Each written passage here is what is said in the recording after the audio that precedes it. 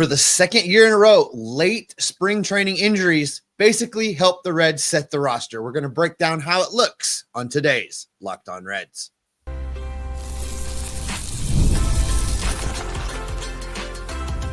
You are Locked On Reds, your daily Cincinnati Reds podcast, part of the Locked On Podcast Network, your team every day. Welcome into Locked On Reds. My name is Jeff Carr. His name is Steve Offenbaker, and his name over there is Tim Daniel, and we are lifelong Cincinnati Reds fans. Steve and I have been doing podcasting about these Reds for a combined 14 years, and we're happy to welcome Tim Daniel into the Locked On Reds. So we're going to be hosting Locked On Reds Postcast. A little bit more on that later on in today's show. We want to talk about this Reds roster, though, because the roster is being shaped by injuries on the lineup side and on the pitching side of things, because quite frankly, the closer job has been opened up, and I'm not convinced that whenever Alexis Díaz returns, he's just going to walk right back into his old job. We'll talk about that coming up here in a few minutes. But I want to start today's show by looking at the fact that we've got a lineup, we've got really the everyday eight shaped by a couple of big injuries. And that's all coming up on today's episode that is brought to you by FanDuel. New customers can get $200 in bonus bets with your first $5 winning bet over at FanDuel.com. All right, where we're going to start today, gentlemen, is the fact that Spencer Steer, Tyler Stephenson, both on the injured list, and Alexis Díaz and Andrew Abbott also on the injured list. We'll talk about the pitching side of things, specifically the bullpen here in just a few minutes. Wanted to start first, though, with the lineup, because obviously both guys, Stephenson and Steer, huge parts of the lineup, guys that were, expected at least early on in the season to be near the middle of the order. I mean, we heard probably about a week ago that Terry Francona wants the 1 through 4 to be pretty static, but these guys easily slot into 5, 6. Now, with their injuries and the sort of open-ended nature of their return, it seems as though the Reds have a lot to cover early on in the season. It's not as bad as last year, though. Thankfully. Even with Tyler Stephenson going on the injured list, even with Spencer Steer starting the season on the injured list, the blows they took coming out of spring training last year, the loss of Matt McLain for the year, all of the things that happened very near the end, the Noelvi Marte suspension, we're better off. The Reds are better off heading into the 2025 season than they were heading into 2024. I think the team is better. I think there's more depth. I think the additions in the outfield, I think the additions this team made let them pivot a little bit better than they were able to last year. And we've really, Jeff, buried the lead of this show because we saw for the first time, according to Gordon Whitmire, our friend and spreader of optimism about the Reds, that we saw their first, lineup that was going to be the lineup. And I don't know if you saw this or not, Jeff, but Jeimer Candelario was at third base, and he's going to be at third base on opening day. Still maintain Gavin Lux or Santiago Espinal. And I showed you the coming my way. Yeah, you're not is coming my way. But all that being said, Jeff Carr, this team's better off, better suited to pivot for injury, is going to be able to compete right out of the gate, even with catcher number 1 on the injured list, even with your mashed potatoes dude, Spencer Steer, on the injured list. Yeah, I agree. I mean, I feel like Steve said, they're obviously much better off. I'm not in love with the fact that it's Carson Spires as the 5th starter. I know we're going to get to the pitching in a second, but on the hitting side of things, obviously now it answers that question. Where last year the question was like, well, where's everyone going to play? Because they felt like they had too deep, and then they have the injuries. This year it's like, oh, good, we have places where these guys can play. And I think that's a much more optimistic way to look at it. Obviously, you now know CES looks like he's going to be your first baseman for the time being. Know that Steve has mentioned his pappies that Jeimer Candelario looks like he's going to be at third base. Jose Trevino is a better option than Luke Maile was last year, who actually just got released as well. Hope the best for him. So in that circumstance, yeah, you feel much better. And you feel like with how your schedule lines up, I know the Giants had a busy offseason. I'm not in love with their team necessarily. Texas is Texas. I feel like they're going to have a nice bounce back year from their strange year last year. But that first bit of the season, you feel like the Reds can compete with those two teams. And thankfully it is because they are deeper And also just the philosophy, the coaching staff is better and the manager is better. And I think that alone goes into a lot of play as well for how he's going to manage these lineups and get the most out of these guys.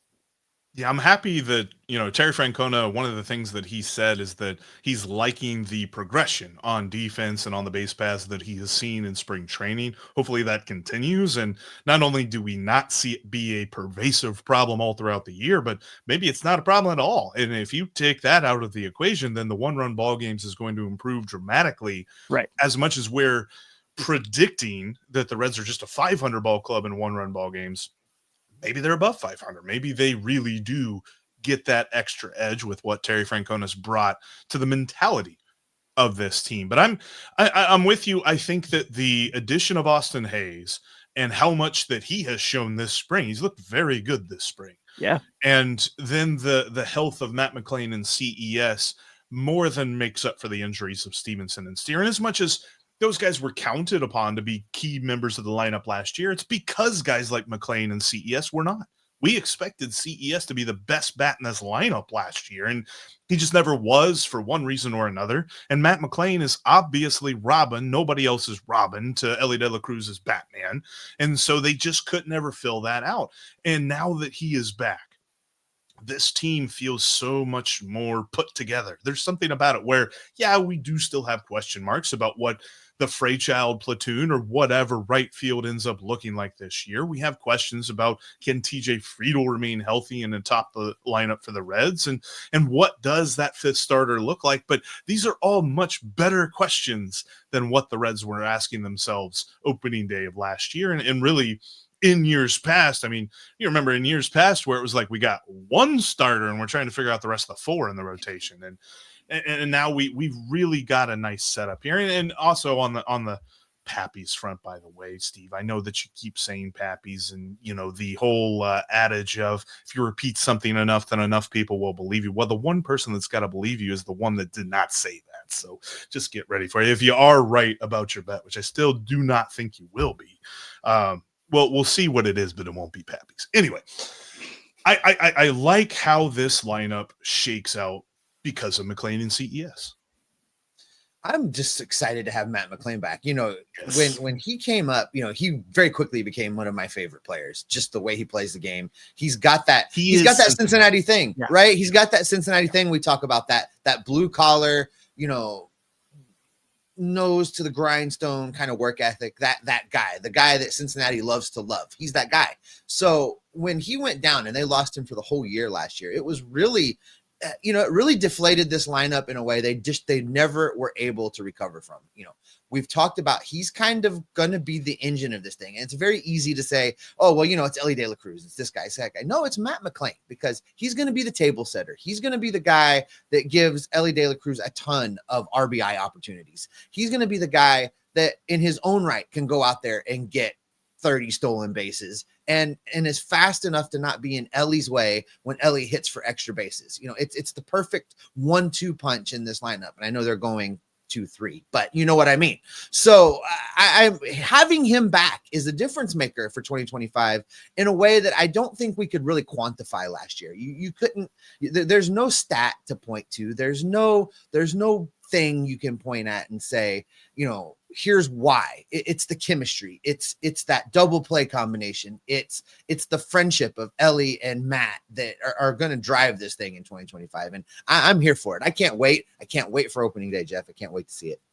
Yeah, you're not going to get any disagreements from me there, Steve, by any means. I mean, you mentioned when he came up in 2023, I mean, he was their best player that year. I mean, he's, Elly had a great stretch there during the 12-game win streak, but really that was like right after Elly came up, where McLain came up in Colorado and immediately hit the ground running. And really, until he got hurt, you can make it for sure. I can think it's a very rational argument to say he was the Reds' best player that season. And then last year, you lose him, and you're kind of, figuring out Jonathan India, where Jonathan India was kind of like, where the heck am I really going to play? And that's not an issue anymore. Apparently, he's going to be in left field at Kansas City. So best of luck to him there. But on the McLain side, it's the fact that, you said he's a table setter. He's the best athlete they have. That's not Elly for sure. So that helps out us a lot as well. And then on the Encarnacion Strand spot, He just looks comfortable this spring. I feel like, obviously last year having that wrist injury, but even before the wrist injury, he really slumped. Steve, we were at the game when he hit the walk-off homer against the Nationals, which was great. No one talks about the fact he had 2 double plays with runners on second and third in that game, but they're for all the right reasons. But he slumped quite a bit before the injury. And this year, it looks like he has a swing back to what we saw when he was coming up to the Louisville. It looks like he's just really comfortable in the batter's box. And he's got this pop. Jeff, you mentioned FanDuel at the beginning, our title sponsor. They have him at 13.5 homers for his over-under. I feel like that is the easiest over on the books.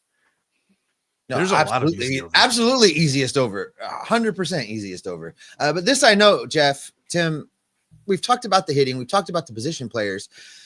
That's not the only group that suffered injuries, and it's not the only pivot the Reds are going to have to make heading into opening day. Coming up, we're going to be talking about Andrew Abbott. We're going to be talking about Alexis Díaz, and we're going to be talking about how the Reds pitching staff adjusts heading into 2025. We've got that coming up next.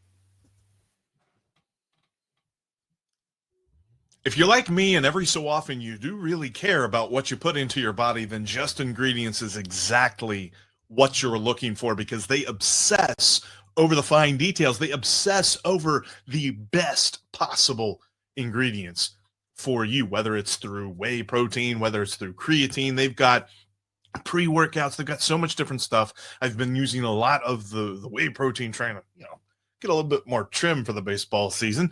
They've got this NSF certified ingredients with their protein powder and everything.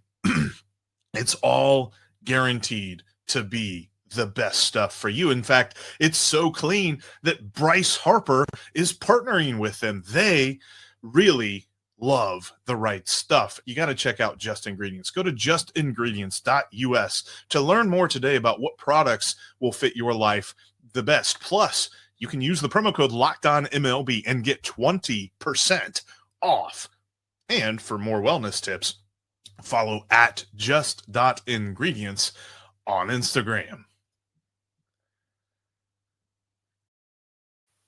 Make sure you are subscribed. We are heading into opening day, gang. Baseball this week, Great American Ballpark. We're going to be there. You should be there, and you should be subscribed. Click subscribe, click the like, click the notification bell. If you can't watch us on YouTube, take us on the road with you. We're in every single audio platform that's ever been invented. Well, maybe not everyone, but most of them.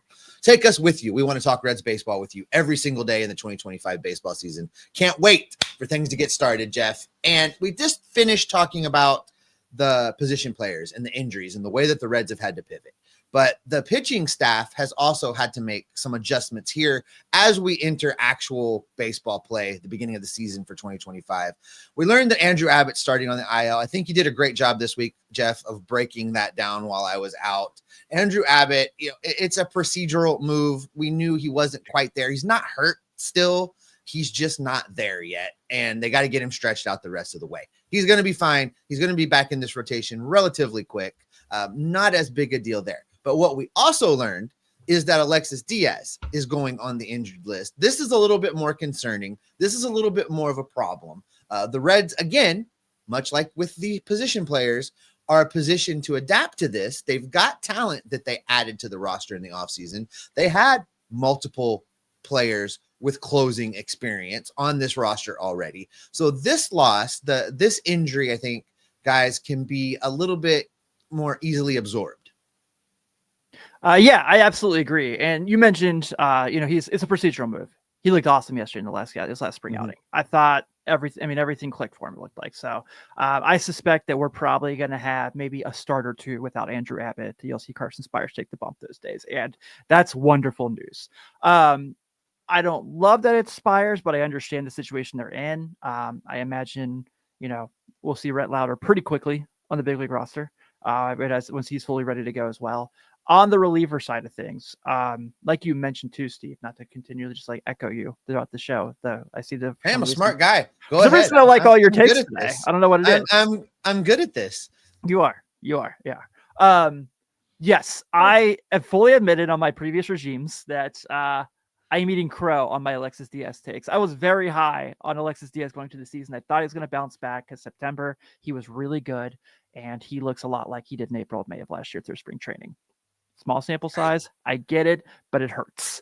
And the guys they brought in, the guys are getting back from injury. We haven't talked a lot about Emilio Pagan's back, and that's going to help a lot. Taylor Rogers coming in, and I am starting to feel the Douglas Graham Ashcraft last 3 outs train, guys. I'm starting to feel good about it. I would agree with that. And I think that the bullpen is like one of the few areas of sports, not just baseball, but sports, where you can say when you've got more than one of a thing, then you're just really stinking good. Because normally the whole adage is if you got more than one first baseman, more than one third baseman, more than one catcher, more than one outfield, center fielder or whatever, then you don't have any.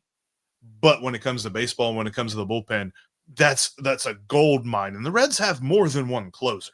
That's the thing. Like I saw a lot of headlines, and one of the headlines from our favorite Inquirer writer was the Reds are going into the season without a closer. And that couldn't be more wrong. I mean, Taylor Rogers was a closer. Scott Barlow was a closer. Emilio Pagan even was a closer for one season in Minnesota. Plus, you've got a couple of other intriguing guys. I don't think, and this is going to be chaos for fantasy baseball owners, and it's going to be chaos for people trying to take the over on any one individual pitcher's save total. But I don't know that we see a Reds relief pitcher get more than 20 saves this year. But I think we're going to have at least 3 guys with at least 10 saves in this bullpen because they have so many different ways to attack that final inning, really the final couple of innings. I am so excited to see how Tito manages this group of guys. And then on the starting pitching side of things, like Carson Spires is more than fine to fill 1 to 2 starts. And quite frankly, I saw something that excited me a little bit. I did not realize that procedurally a team could, what's the word, backdate, or like they get to like cut off 3 days from retroactive. They place a guy on the injured list to begin the season, and it's retroactive 3 days. So Andrew Abbott doesn't have to spend even 10 days on the injured list once the season begins. He only has to spend 7. And he is likely to be stretched out, knock on wood, fingers crossed, making sure no setbacks happen, stretched out to 100 pitches in his next outing in the minor leagues. That's where Terry Francona had the line set for his starting pitchers to be ready for the season. So I think that it's not going to take that much for him to be ready. I would expect him either there in the finale of the season, or the finale of the series in Milwaukee, or the beginning of the series in San Francisco. I feel like there's going to be a guy available every day that has experience closing baseball games. Like you said, there's going to be a guy available every day that at one point or another in their career have experience. What? I know. And in the bullpen of all places. And quite frankly, the other part of this that we didn't hit on, Jeff, that we really probably should, is that Terry Francona is just going to be better at managing a bullpen than David Bell was at managing a bullpen. He doesn't have Hunter Strickland to throw in there every day. Just the fact that it's going to be better because it's Terry Francona and it's not David Bell. I'm sorry. I know that's a little harsh, but it's reality. And I think that the Reds are going to get through April, not having had one guy pitch in all 30 games or whatever is going to happen, because Terry's smarter than that. So I like not only the pieces that they have to adapt to this, but I like the guy that they've got pulling the levers now. I think Tito is going to be much better at managing these kind of things as they come along in the season. Guys are going to get nicked up. Guys are going to tweak something. Guys are going to just need a day or two. They're going to be tired. And I think Francona is going to be able to better recognize when guys need a minute. He's going to be able to better recognize who the hot hand is and who should be in there. And he's going to be able to do the load management so that all of those guys are still available when we get to September and hopefully October baseball, right? Well, Tim, start us off. Who leads the team in saves this year? Who do you think? Ooh, man, you just had to do this to me on my first day. Yeah, because I was getting ready to take my point. But all right, I'm going hot takey. This might be awful come October, but I'm sticking with what I said earlier. I'm going with Graham Ashcraft. I think he's built for this role. And like as Steve knows, I love closers. It's my favorite thing in baseball. So what more could I love than another one that can really get the job done? Steve, who do you think? I think it's going to be close. Graham Ashcraft is definitely viable because I think all the other dudes are going to split the early season saves. But I think when we get to the end, I think Taylor Rogers will just edge out everybody else in total save opportunities. Yeah, I've got an inkling, and I'm probably going to be wrong, but I think it's going to be Tony Santillan. I think Tony Santillan leads. Okay, I like a new name. A new name enters the chat for. I think closer. that they've all got right. all this experience, and Tony Santillan is just going to go off this year. I'm feeling it because he hasn't done it yet. He hadn't broke out. Like he keeps doing these little things for tiny sample sizes, but I think he's going to break out this year. But I know this. I love the bullpen, and I really think that it's a strength. There's a lot of people that are like down on it for some reason in the comment section and on Reds Twitter, and I don't understand it. I think that this is going to be a very awesome bullpen. But you know what? Locked On Reds is growing. That's why Tim's with us here today. We're going to talk about why in just a moment. You are running out of time to take advantage of this easy over at FanDuel. You got to check out FanDuel.com today. And by the way, new users with your first $5 win can get $200 in bonus bets with all the basketball going on. Easy time to make a couple of extra bonus bucks over at FanDuel. But with the futures going on just a couple of days before opening day, the Reds are still setting at 79.5 wins as their over-under. As FanDuel has said, nobody's received more bets than the Cincinnati Reds to hit the over on their regular season win total of 79.5. I've already taken it. You should take it. In fact, I took it so many times I forgot that I took it once, and I took it again. So take the over. 79.5 wins for your Cincinnati Reds on FanDuel.com. FanDuel is the official sportsbook of Locked On. There is so much content coming for you this week. We're talking with Tim. We have the division preview that posted earlier on Monday. Going to be talking with Tom Nichols for Tuesday morning as we get you set for the Reds against the Reds prospects game up in Dayton on Tuesday night that hopefully weather will allow to happen. We're going to preview the Giants series with Ben Kaspick from Locked On Giants coming up later on in the week. And then, of course, we are beginning the Locked On Reds postcast on Thursday, opening day. All 162, at least I think, as long as we can cover as many games as possible, we will be live at the end of every game. Tim will be live. Sometimes Steve and I might join him. Steve might join him. Not 162. Jeff, not me and Jeff. That's Tim. Well, Hawaii that's time makes it easier. That's why Tim's here. I got to pay my dues. That's right. Yeah, so Postcast is going to be happening this year. I'm so thankful to Locked On for giving this opportunity. I'm thankful to Jeff and Steve for suggesting I be the one that gets this chance. And obviously, I think it's going to be really, really fun. It's cool that I already have a little bit of a relationship with your fan base from guesting and filling in for you guys when you guys needed me to over time. So, yeah, I mean, I've said it a million times. I can't thank you guys enough. I can't thank the Riverfront enough for putting me in a position to get this opportunity. And just so we can make sure we get this out of the way right now, I will do postcast. Jeff will do regular show. We will not be. There may be occasions where, I don't know, I have a Saturday that I have to take my kids somewhere, and Jeff may help me. I haven't asked him yet, but I will be postcast guy. I'm looking forward to it. It's going to be a quick 15, 20-minute show every day, a couple segments, and then hopefully, we can celebrate some, 80, 90 wins with you guys every day. It's with you guys. That's what I'm hoping for. Looking at this screen right now, Jeff, this is what happens when you have had a few drinks and then you order stuff on Amazon and you accidentally get two. If you're looking at the screen right now with both of you guys on here, it's like I was shopping for co-hosts and I didn't wear a hat, Steve. I hit the buy button twice. It's no, I'm excited, Tim. It's good to have you around. There's a reason why you're always the guy that got to sit in the chair when either Jeff or I are out. You're very knowledgeable about the Reds. You're knowledgeable about baseball. You're a good fit with us, and you're a great fit with this fan base. So I'm excited to have you here. I think the more Reds coverage we get in this channel, the better. So we're going to be able to go live a lot. And, as you say, Jeff and I will cycle through. We'll be in and out, but this is really going to give an opportunity for instant reaction, instant, here's what just happened. Here's what the Reds just did. And then Jeff and I will come along in the morning and tell you what it all means. So there's going to be lots of great content in this channel. It's going to be a lot of opportunity for us to collaborate. And I'm just excited to have you in the fold, man. We all hang out together all the time anyway. We might as well do it on the show too. Yeah, it's about damn time, right? I mean, I've been dreaming of this day for a long time to get to such a wonderful company like Locked On, and I've been in your ear for a long time, Steve, asking for tips and advice on how to get to this position, and the day finally came. So I'm looking forward to it. I guess real quick, the easiest thing to say, if you want to kind of further what Steve's saying. So I am this is what happened in the game. This is why they won. This is why they lost.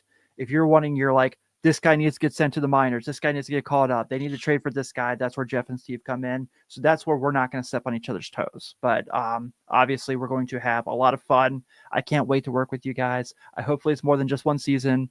It's going to be a lot. It's going to be a great, great opportunity, and I cannot wait to get started.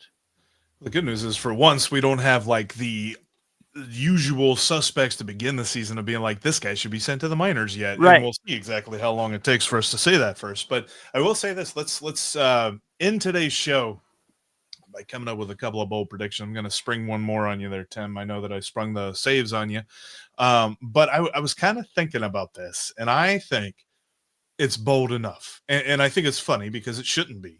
But based on last year and based on people's public opinion of him, Elly De La Cruz winning a Gold Glove feels like a bold prediction, no? Gold Glove and Silver Slugger is in my eyes. I mean, at this point, with how the shortstops have been moving around in the National League, I feel like he has a really good opportunity for both of them. Also, another very easy. Elly De La Cruz is the only player on FanDuel you cannot get plus odds for a stolen base leader at this point as well. But it's so easy. Yeah, but what we've seen so far in spring training, some of the plays he's made, his athleticism, tracking down balls. That play he made last week against Kansas City where the ball bounced off the base and he snagged it and threw it to first and got the runner in time. Yeah, man, I am with you. Elly De La Cruz Gold Glove, Elly De La Cruz Silver Slugger. I think he will be in the MVP conversation. It's going to be a little hard with Juan Soto and Shohei Ohtani, but I think he's going to be in the conversation. Especially if Ohtani pitches.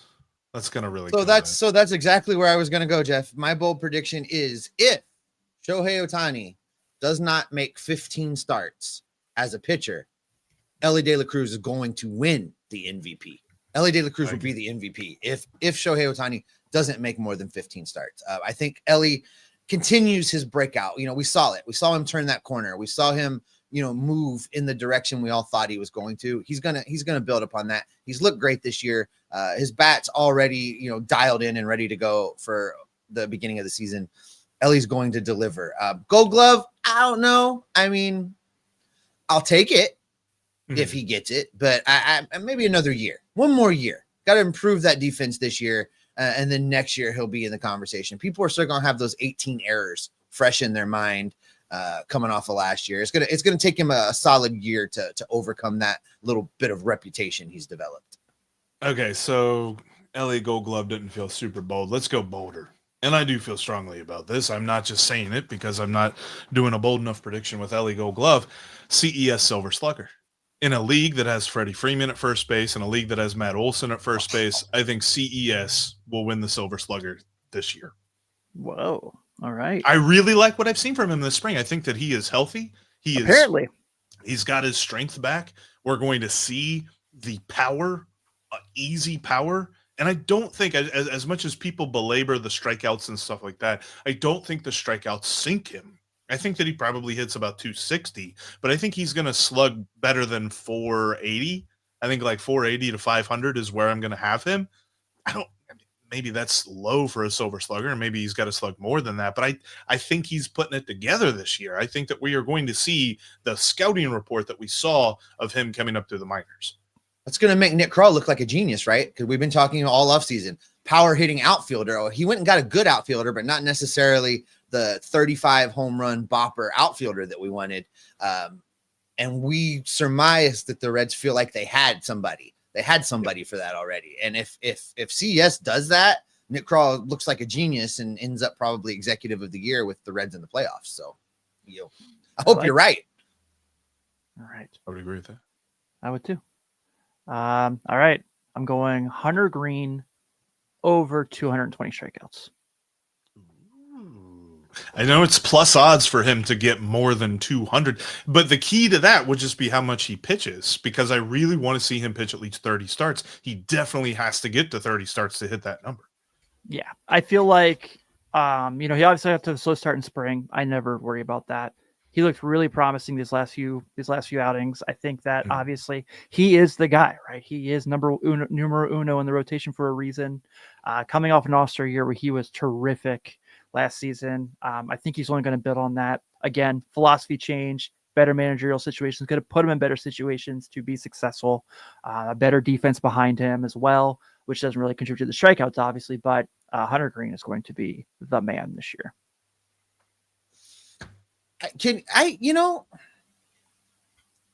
We get accused of being overly optimistic around here, but all of this, while all of these are bold takes, none of them are like, what are you talking about? There's no way that dude can do that thing. All of these things are very possible.